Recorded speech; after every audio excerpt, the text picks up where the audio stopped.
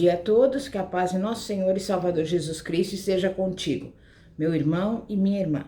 A mensagem de hoje tem como tema, vencendo o complexo de inferioridade. Vamos abrir a palavra de Deus no livro de 1 Samuel, capítulo 17, versículo 28, que diz: Eliabe, seu irmão mais velho, ouviu quando falava aqueles homens, pelo que se acendeu a sua ira contra Davi, e disse: Por que descesse aqui e a quem deixasse aquelas poucas ovelhas no deserto? Eu conheço a tua presunção e a tua maldade, e a maldade do teu coração, pois descestes para ver a peleja. Até aí. Nós sabemos que Davi lutou todo o tempo contra a discriminação e a indiferença. Além disso, Davi enfrentou o complexo de inferioridade. Não levou em conta a sua desvantagem física e a sua pouca experiência de guerra. Quantas vezes queremos ir a um lugar onde nunca estivemos antes e nos sentimos pequenos? Moisés foi chamado para ir a Faraó para libertar o povo de Deus. E a sua primeira desculpa para não atender ao chamado divino foi que era pesado de língua. Porém, Deus o enviou mesmo com esse defeito e sua maneira de falar, porque era ele quem conduziria o povo pelo deserto. É ele, e não a nossa capacidade, que nos faz alcançar a vitória. Essa lição que aprendemos com Davi mostra que Deus nem sempre chama para a sua obra pessoas superdotadas, mas pessoas pequenas, mas que o temam e se esforcem para obedecer aos seus preceitos. Eu digo para você, não se impressione com o desprezo do inimigo. Deus chamou Davi quando ele estava no campo apacentando ovelhas. Essa atividade requer trabalho e dedicação. A ovelha, quando se perde, o pastor tem que trazê-la de volta para junto do rebanho. O pastor deve mantê-las juntas, porque se algumas delas se machucarem, ficam amedrontadas e qualquer barulho pode espantá-las. Todo esse zelo em seus momentos de atividade pastoril, bem como a sua coragem que o levou a enfrentar e a matar um urso e um leão, símbolos de força e sagacidade, motivaram Davi a confiar que Deus entregaria Golias em suas mãos. Saul provavelmente zombou de Davi, ao vê-lo andar com dificuldade, vestido nas armaduras dele. Saul não deu crédito ao jovem e o menosprezou. Golias também menosprezou Davi. Mais uma vez, Davi foi menosprezado por causa da sua aparente incapacidade física. Muitas vezes, no meio das nossas batalhas espirituais, nos sentimos inferiorizados, pequenos. O nosso problema é que esquecemos facilmente do que Deus fez em nossos dias. Porém, Davi lembrou de como Deus o havia usado para defender as suas ovelhas do urso e do leão. Se as lutas que você atravessou não abalaram a sua fé, pode estar certo de que essas que talvez você esteja atravessando atualmente não afetarão a sua comunhão com Cristo. Se enfrentarmos as dificuldades sem fé, não alcançaremos a vitória. Davi foi revestido de coragem e ele disse: Eu matei um leão e um urso e matarei também esse gigante. Davi afastou-se das fileiras do exército de Israel, seguiu em frente, girou a sua funda e com apenas uma pedrinha acertou a testa do gigante, tirando-lhe a vida. Muitas vezes, quando encaramos situações difíceis e ameaçadoras, tentamos dar um jeitinho, fazer um acordo. Não aceita essa situação. Tudo que lhe afronta pode cair. Basta confiar no Senhor. Porém, se você enfrenta momentos difíceis por ter cometido algum pecado, não adianta. Aquilo que você enfrenta não irá cair. Certos gigantes, chamados pecados, só caem quando você se arrepende, confessa-os diante de Deus e os deixa. Quando o pecado sai da nossa vida, então o gigante cai. Davi provou que desvantagem não significa nada para quem tem o Senhor. Ela não irá tirá-lo daquilo que Deus tem de melhor para a sua vida. A desvantagem tenta nos deixar desencorajados, mas ela, em momento algum, desencorajou Davi. Ele não fraquejou nem diante do leão, nem diante do urso, muito menos diante de Golias. Existem pessoas, por exemplo, que dizem: "Ah, meu filho está nas drogas." O modo como a pessoa fala já mostra que ela já está dominada por aquela situação. Parece que o diabo e as drogas são maiores do que Deus. Com Deus, estamos em total vantagem, pois o Senhor é conosco. Nossa luta de hoje é o nosso trono de amanhã. Davi reinou primeiro em uma cidade, em um lugar pequeno, e depois sobre toda a nação. Ele foi ungido para reinar, para fazer história. Deus o levantou para o trono.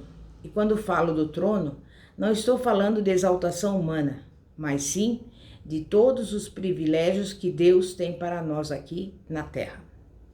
Muitas pessoas têm sido vítimas do engano, vivendo de coisas pequenas, de migalhas e de misérias. Nosso Deus é um Deus que anda no nosso meio.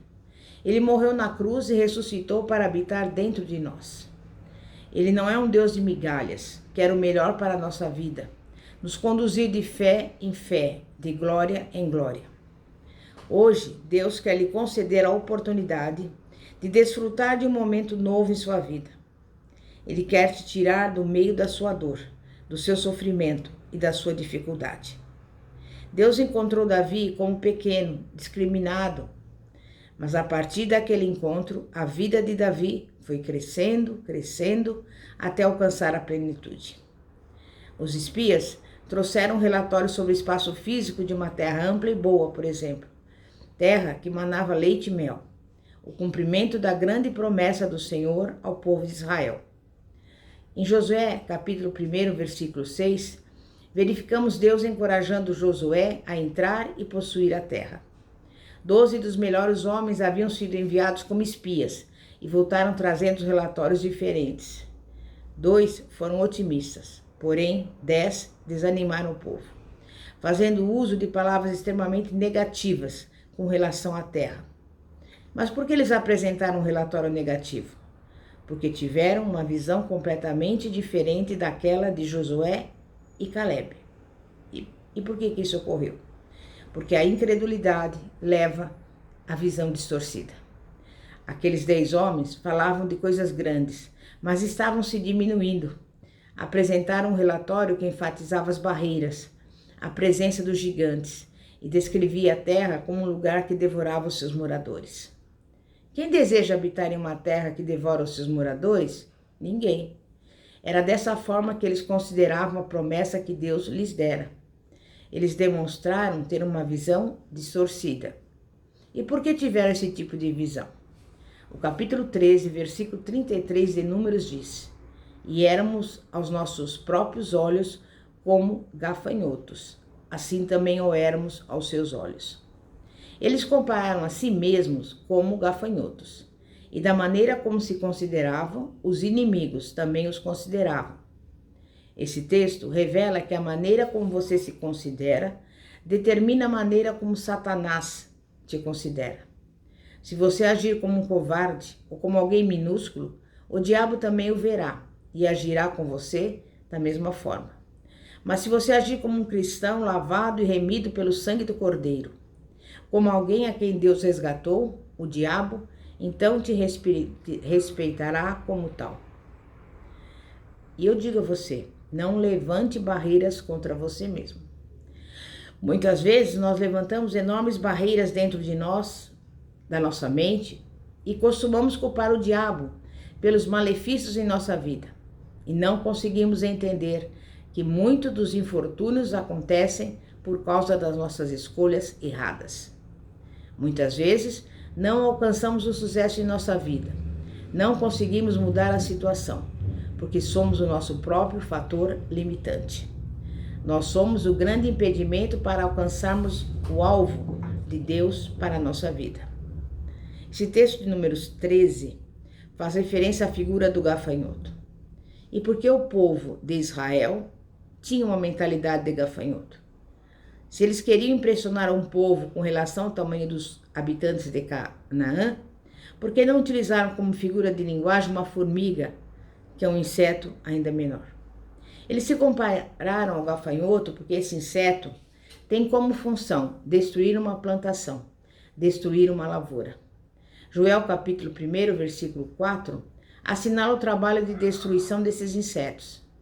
Assim também os israelitas se encontravam em uma propriedade alheia, ocupando uma terra que já havia sido semeada por outros. Então, eles se sentiram como pessoas intrusas e diziam: nós somos estrangeiros, o que vamos fazer nessa terra? Tudo está ocupado, seremos uma praga entre eles. Muitos cristãos também têm vivido ao longo de muitos anos como intrusos, ocupando a terra de outras pessoas. Eles se acham medíocres, pequenos demais, para conquistar as bênçãos que Deus lhes tem prometido. E é justamente assim que o mundo os considera. Se comprarmos uma vasta área e construirmos um templo confortável, as pessoas dirão: esses crentes estão arrecadando muito dinheiro. Mas se o contrário acontece, dirão: isso é obra de igreja, 50 anos está assim. O tijolo já está até mofando.